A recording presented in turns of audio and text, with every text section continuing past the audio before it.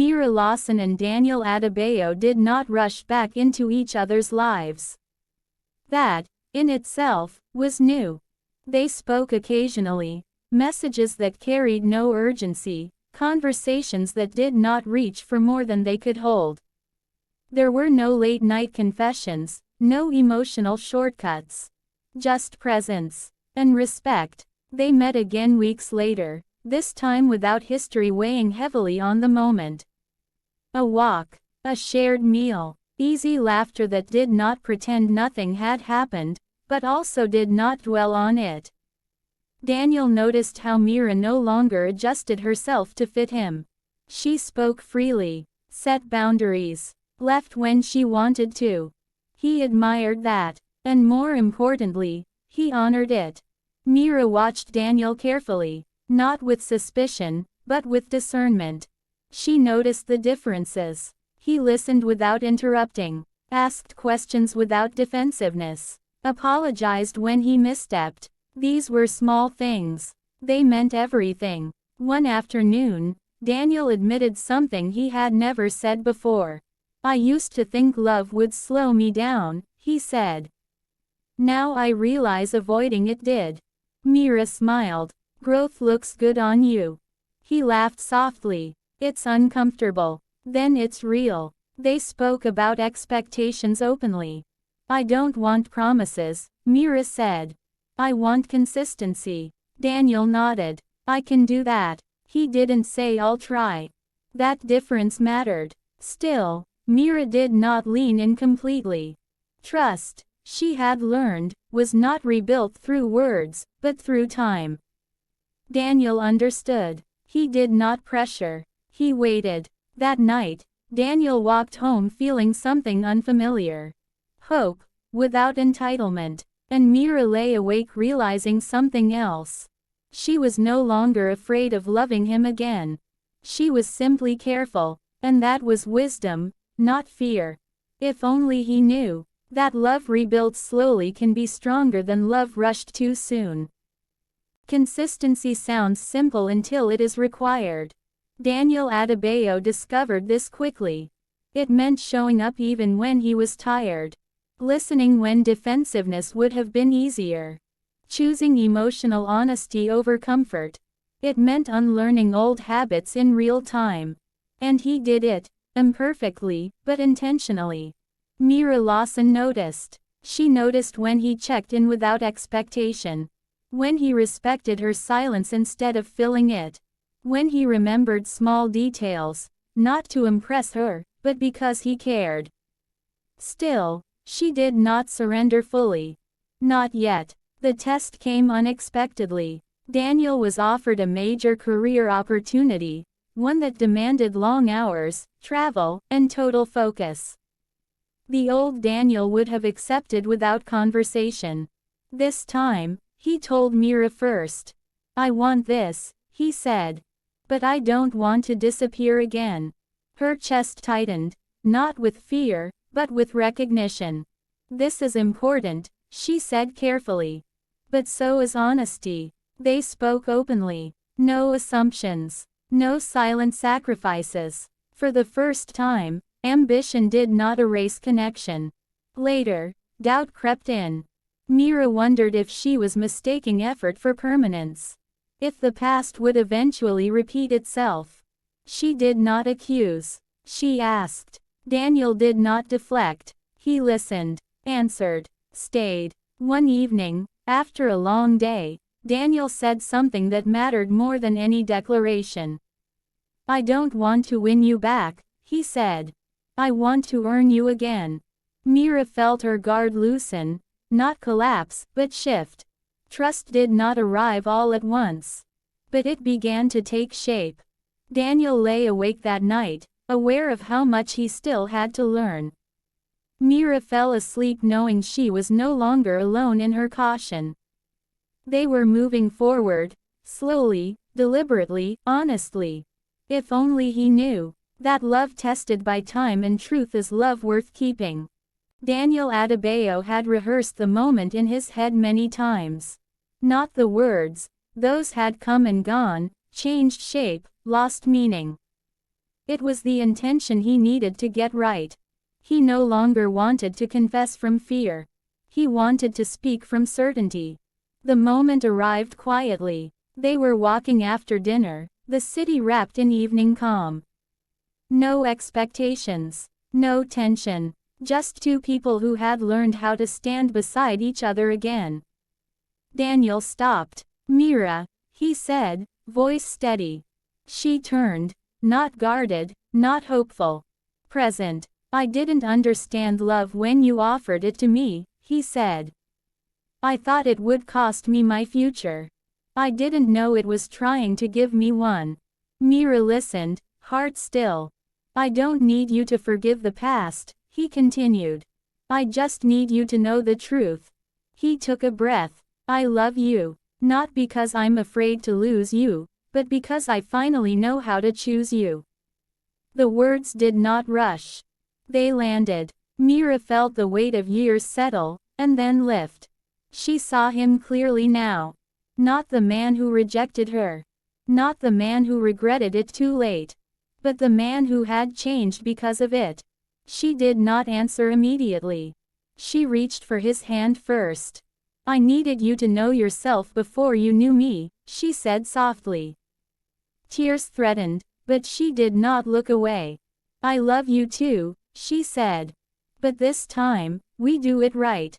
Daniel nodded. "Together," he said. There was no kiss yet. No urgency. Just understanding. For the first time, their timing matched their truth. That night, Daniel lay awake smiling, not from relief, but from peace. Mira slept deeply, unafraid of loving him again. Because now, he knew. And knowing had changed everything. If only he knew that love, when chosen fully, always finds its way home. Loving again did not erase memory. For Mira Lawson, that was the hardest part. She loved Daniel now with open eyes, not the blind devotion of the past. But sometimes, quietly, unexpectedly, fear slipped in. Not fear of him, but fear of history. What if growth was temporary? What if ambition returned louder than love? She did not accuse. She learned how to speak. One evening, after a long silence between them, Mira finally said it. "I'm scared," she admitted. "Not of you. Of going back to who I was." Daniel listened without interruption. "That won't happen," he said.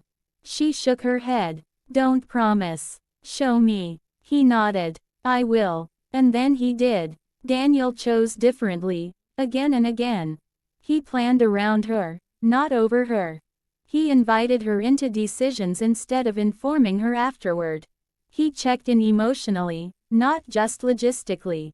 Small acts. Daily acts. The kind that rebuild trust without demanding it. The real test came when conflict arrived. They disagreed about something small: plans, timing, expectations. In the past, Daniel would have withdrawn. Mira would have swallowed her feelings. This time, neither ran. They talked. It was uncomfortable, honest, necessary. And when it ended, they were closer, not fractured. One night, Mira said something that marked the shift. "I don't feel like I'm waiting anymore," she said. "I feel like I'm walking beside you." Daniel smiled. "That's where I want you." Daniel faced his own fear too. The fear that he might fail her again. But instead of letting it paralyze him, he used it to stay present. Love, he was learning, was not proven in moments of intensity, but in moments of choice. They did not rush declarations or labels. They allowed love to settle naturally, securely. And for the first time, neither felt the need to look back. If only he knew that love chosen every day is stronger than love realized too late.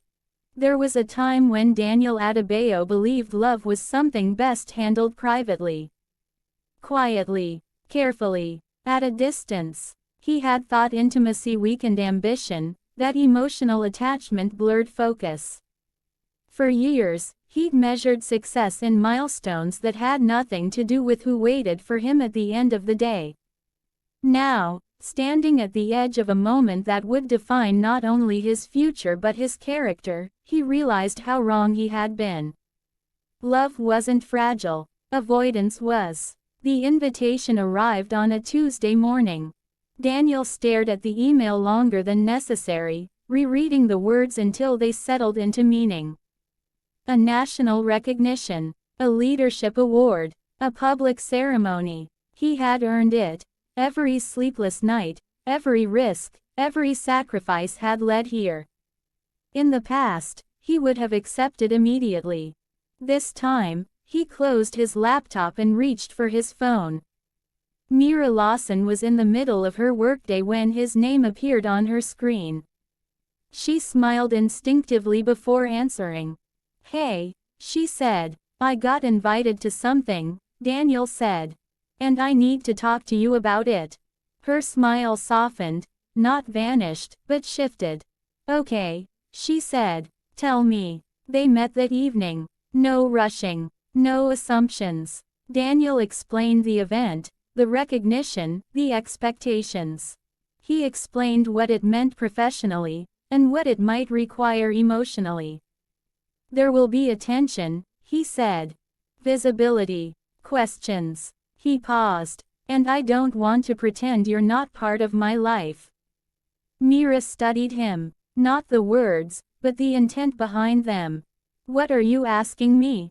she said gently. "I'm asking you if you want to stand beside me," he replied. "Not in the shadows. Not quietly. But openly." Her chest tightened. This was the moment she had once imagined, and later convinced herself she no longer needed. Mira didn't answer right away. Instead, she asked the question that mattered. "Are you choosing me because it's safe now?" she asked, "or because you finally understand what it costs not to?" Daniel did not hesitate. "The second," he said. And that was the truth. Still, fear whispered. Not fear of Daniel, but fear of repetition. Mira had once loved him invisibly. Had stood beside him in silence while he collected achievements that never included her name. She would not return to that place. "I won't disappear into your life," she said quietly. "I won't be convenient." "You won't," Daniel said firmly. "I promise you that." She shook her head. "No promises," she said. "Just choices." He nodded. "Then I choose you," he said. "Every time it costs me something." The weeks leading up to the ceremony were revealing. Daniel did not compartmentalize Mira. He introduced her to colleagues, to friends, to spaces she had never been invited into before. Not as an accessory, as a partner. Mira noticed the difference immediately. He didn't rush ahead and expect her to follow. He walked beside her, adjusted his pace. And when someone asked who she was, he said her name with pride. But even growth is tested. One evening, Mira overheard a conversation, someone joking about Daniel's new phase, implying she was temporary. Old insecurity stirred. She did not confront the stranger. She spoke to Daniel. "I need to know," she said, "that when people minimize me, you won't stay silent." Daniel didn't defend himself. He listened. Then he said, "I won't let anyone reduce what matters to me." And the next time it happened, he proved it. Calmly, publicly, without aggression. Mira watched him draw that boundary, and something inside her finally unclenched. The night before the ceremony, sleep avoided them both. They lay together, not tangled, not restless, just aware. "This feels big," Mira said. "It is," Daniel replied. "Not the award," she said. "This." He turned toward her. "I know," he said. She hesitated, then spoke. "I loved you when you didn't know how to love me back," she said. "If tomorrow hurts, I need to know it won't erase what we're building." Daniel reached for her hand. "It won't," he said. Tomorrow isn't about my past. It's about who I am now. She nodded. And for the first time, she believed it completely. The room was full. Lights. Applause. Cameras. Daniel stood among people who had once defined success for him. But when his name was called, his eyes searched for only one person. Mira. She was there. Not hidden. Not unsure. Standing tall in her own becoming. When Daniel reached the podium, he did not rush. He spoke about effort, about failure, about growth, and then, unexpectedly, he shifted. There was a time, he said, voice steady, when I thought achievement mattered more than connection. I was wrong. The room stilled. I stand here today not just because of what I've built, but because of what I almost lost. His gaze found Mira, and because of the woman who taught me that love doesn't weaken you, it teaches you how to show up. Myra's breath caught, not because of the words, but because he meant them. Publicly, without fear. Later, away from the crowd, Mira finally spoke. You chose me, she said. Daniel smiled softly. I chose us, he replied. She stepped closer. And I choose you, she said. Not because you changed, but because you did the work. He held her then, not tightly, securely. That night, Daniel understood something fully. Regret had shaped him, but choice defined him. Love was not something he'd missed. It was something he'd finally learned how to hold. And Mira, who once loved him quietly, now stood beside him in the light. Not waiting, not hoping, but chosen. If only he knew that love doesn't ask to be chased. It asks to be recognized. And now, he did. Happiness did not arrive loudly. It came quietly, like certainty. For Mira Lawson, that was how she knew it was real. Not the rush of infatuation. Not the relief of being chosen. But the calm assurance of being seen. Morning light filtered through the curtains, soft and unhurried. Daniel Adebayo woke first. He lay still, listening, not for silence, but for presence. Mira slept beside him, peaceful in a way that told him she felt safe. That realization stayed with him. Safety was not passive. It was something he had learned to provide. He watched her breathe and thought, not for the first time, how close he had come to living a full life without this depth. Without her. Mira woke slowly, aware of his gaze. You're staring, she murmured. I'm grateful, he said. She smiled, eyes still closed. Good, she said. Because I am too. Life resumed, but differently. They did not merge identities or abandon individuality. They adjusted, intentionally, respectfully. Daniel made room where he once made excuses. Mira stopped bracing for disappointment. They learned each other in the present tense, not through memory, not through fear. Through observation, through choice. There were no grand declarations every day. There were grocery lists, missed calls, apologies, laughter in the kitchen at midnight. The quiet proof of commitment. Weeks later, they sat on the balcony as evening settled. Daniel had been thinking. Mira, he said, can I ask you something without pressure? She turned toward him. Always. He hesitated, not from fear, but from care. What does forever look like to you? She didn't answer immediately. Not because she didn't know, but because she wanted to be precise. It looks like being chosen even when it's inconvenient, she said. It looks like honesty before distance. And growth that doesn't leave the other behind. Daniel nodded slowly. Then that's what I want too. She studied him, not searching for cracks, but acknowledging the strength it took to say that without panic. Then we're aligned, she said. Love is not proven when things are easy. It is proven when old patterns try to return. Daniel faced pressure. An offer that demanded relocation, isolation, singular focus. The old version of him would have accepted quietly and explained later. This time, he brought it to Mira immediately. Not as a burden, as a partnership. They talked, disagreed, considered. They compromised, not out of fear, but mutual respect. Daniel declined the offer, not because ambition no longer mattered, but because he had redefined success. Mira watched him do it. And something deep inside her healed completely. Love stopped feeling fragile. It felt durable, not because nothing went wrong, but because nothing went unsaid. Daniel no longer ran from vulnerability. Mira no longer waited for abandonment. They trusted the work they had done. Together. One evening, Daniel took Myra's hands, not dramatically, not nervously. "I don't want to build a life that you fit into," he said. "I want to build one with you." She smiled, slow, sure.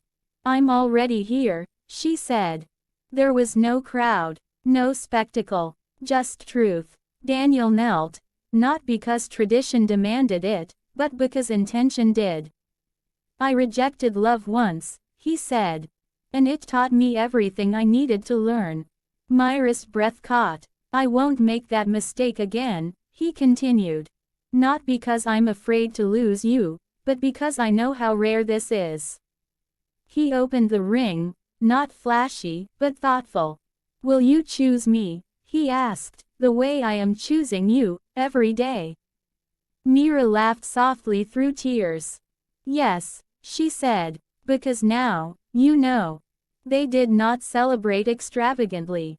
They celebrated quietly, with peace, with certainty, with the understanding that love, when chosen consciously, does not fade. Daniel knew now, not too late, not imperfectly, but fully. And Mira, who once loved him in silence, was finally loved out loud. If only he knew that the love he almost lost would become the one that stayed.